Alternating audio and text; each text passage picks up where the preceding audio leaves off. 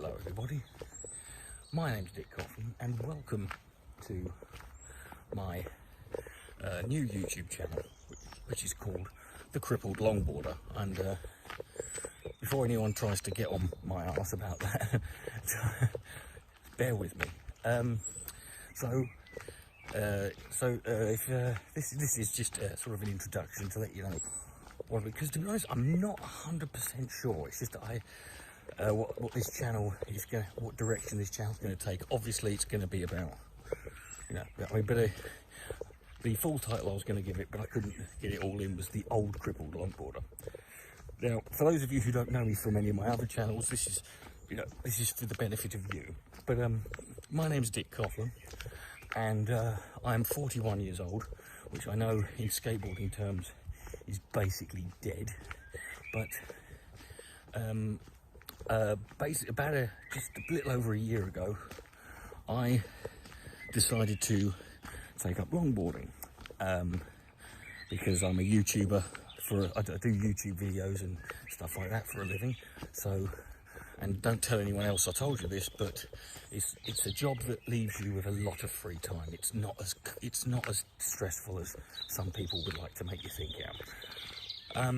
And I've been through, and I've been doing that for about 3 and a bit years. And so I've been through this, and I sort of went through this, it's almost a midlife crisis, more like a sort of renaissance, I suppose I would call it. But it basically was, I decided that, from now, with all this extra time, I'm going to do things that, rather than be one of those people who just says that, oh, I'd love to be able to do that, or I wish I could do that, or, which to so many people, so many of us are, I decided that I was going to instead, I was going to do those things. And one of them, one day, someone got me an Amazon gift card. It was a 50 quid Amazon gift card, and I went on, I thought, you know what, I'm just going to go blow it on Amazon. I'm going to find the first thing for 50 quid that I want to buy, that's something that involves me learning something new, doing something new. And I'm going to buy the fucking thing. And the first thing I came across was this longboard. That was on sale for 50 quid. It was an Atom drop through. It was actually on sale. Great board. Don't have it anymore. I lost it. I'll tell you that story another time. But it took a while. Now the reason that's the longboarder part. So learning how to longboard at the age of 41. Being someone who's slightly accident prone, but in the most sort of counterintuitive way, I tend to injure myself doing things that are quite simple. But if I'm in a hideous accident, I'll walk away unharmed, like Bruce Willis in Unbreakable. But the cripple part was several years ago. I was diagnosed with a condition called peripheral neuropathy. Now, thankfully, it's now being treated. So, even though I still have it, it's not curable. But it can be treated, and so the effects of it. But what it basically does is it kills your nerves. It paralyzes the nerves in various parts of your body. In my case, it's the arms and legs, but it starts with the hands and feet. By the time the doctors had worked out what was how to treat the peripheral neuropathy I had, I'd already had it for 18 months, and I had already lost complete feeling in my hands and feet. So I can't feel. My hands and feet still work, they still move, but I can't feel anything. This has led to, for the first 18 months, 2 years, I had a lot of horrific injuries, particularly on my feet. I've broke my ankles three or four times. I've broke at least 7 toes. I've ripped my toenails out, all without feeling them, all without sort of knowing it. I've sliced the sole of my foot open on a bit of nail that was exposed on a bathroom floor once. And so, obviously, that made the challenge of longboarding even more so. So not only am I old, but I'm doing it without being able to feel my feet, which means it's going to be, it's now going to be even more challenging. But I'm a man who loves a challenge. I love anything that, the more difficult something is, the more unlikely and, the odds against, the more likely I am to sort of dive balls first into it. And so, and that's it. And that was over a year ago, and it took me a while before I got to the stage where I was, I did, I fell on my arse many times. When pushing off was a nightmare. It took me long enough to learn how to push off, because it's because you watch all these fucking. If that's one criticism, here is a criticism from someone who's learning, from someone who had to learn how to do this, who didn't have a tutor. For all the people who do tutorials, don't do the one thing I've learned is people who do the worst way to do a tutorial video on YouTube for anything is to have the tutorial video done by someone who knows what they're doing, because all it does is you watch it and you go, well, that looks fucking easy, because this bastard knows what they're doing, they're good at it. And so when you go and do it and you fuck it up or you make mistakes and you don't know why, it drives you fucking mad. It's frustrating.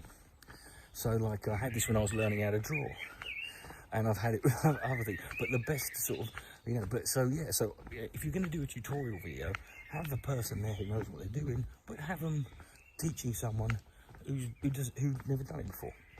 And then it sort of shows, they'll make the mistakes you're going to make, and it can be easily pointed out. But there you go. But after a few months of doing it, I finally got the hang of it.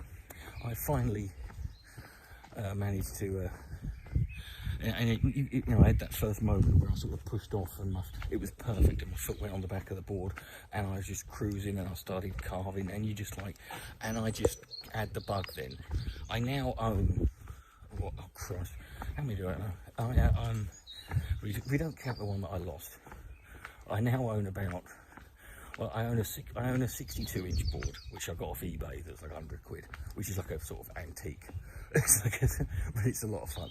I've got a 48-inch board, a 44-inch board, a 42-inch board, a 40-inch board, and a 27-inch, a 28-inch board, or is it 31? It's 31, but that's a surf skate, which is a much again, it looks like a lot of fun in the video. It's a lot harder.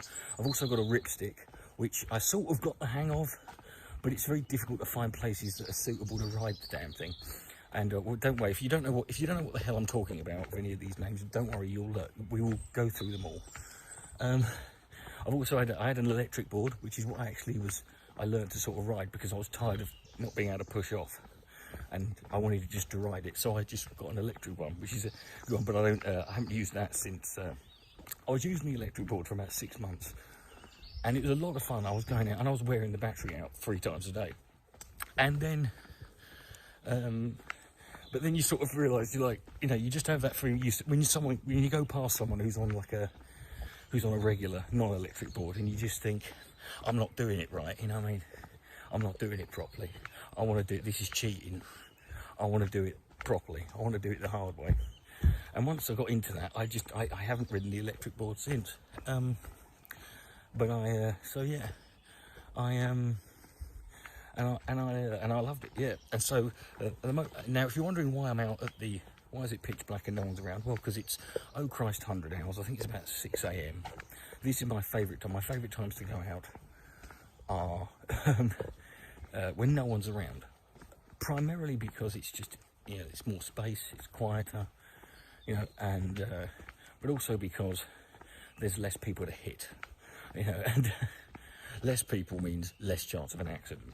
And even though I'm confident riding the board around people. The one I'm got now, this is my most recent one, which is a 42-inch 2 bare feet board. I've got quite a few 2 bare feet boards, which no one ever really talks about. I quite like them. They're nice and cheap. They don't cost a lot of money, and they all do thing. But I've got like 2 or 3. I think 2 of my other ones bare feet boards. But I haven't got like the super duper expensive ones. But you don't need them. I don't need them.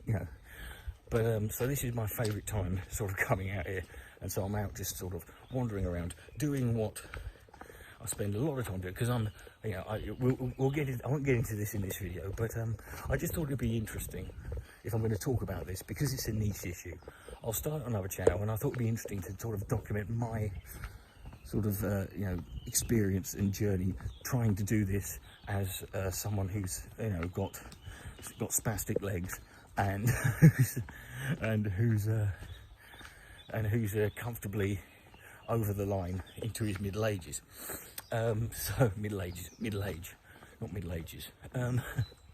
So yeah, so if you want to see that, you know, if you need any motivation to subscribe, then there's a very good chance at some point I'm going to have a simply hideous accident on camera. I've only had one in the last year. I've only had one really bad. I've fallen off a few times and I, you know, bashed my hip or my ankle or my knee up, but I've only had one really bad one. I think it was around these roads here. Again, we'll talk about that another time.